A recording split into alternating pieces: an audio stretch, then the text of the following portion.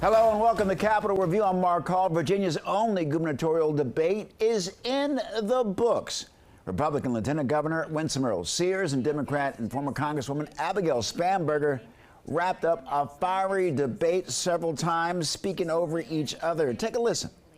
He refuses to denounce, and this is why I say not advocate you are murders, not Earle-Sears. my enemy.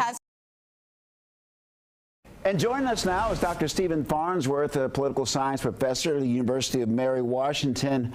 Professor, welcome back to Capitol Review. Glad to be here. We're always glad to have you. Big debate last night. Your thoughts? Well, you could clearly see which candidate felt they were behind and had to be extra aggressive to try to get caught up. This was an extraordinarily combative performance on the part of the lieutenant governor.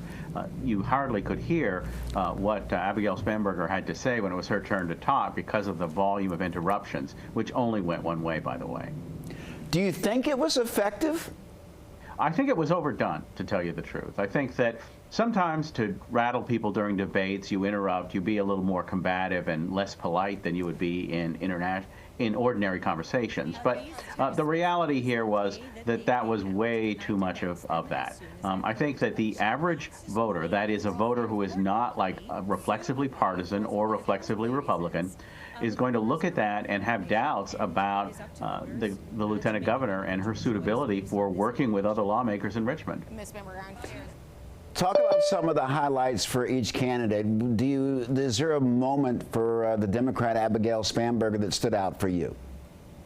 Well, I really do think that this was a debate that was very, very combative, and so that there wasn't all that much in a way of conversation about how to deal with the problems that Virginia faces. There was a moment that there was a conversation about the car tax, for example, but we didn't hear a lot about how that was going to be eliminated from either candidate. There was some data that was put on the table with respect to the issues of education funding. One of the big challenges Virginia faces, like so many states, is how to make up for the lost educational performance during those COVID years. And so the commitment, I think, on the part of Spanberger to really focus on education, I think, is something that can connect with the voters.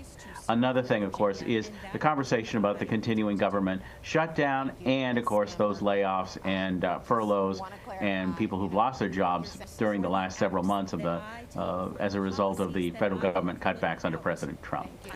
That was, I think, a key issue of speaking to where voters are, what they're anxious and angry about, what they're concerned about. When it comes to Winsome Earle-Sears and her performance in the debate, I think she was most effective when she talked about religion and about family.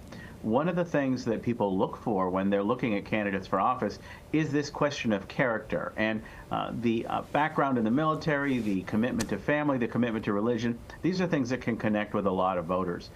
In the same way that the more combative approach that she employed may have turned some voters off, I think her commitment to country, to family, are things that can be useful for her in terms of building up her character with voters. Dr. Stephen Farensworth, thank you so very much for joining us.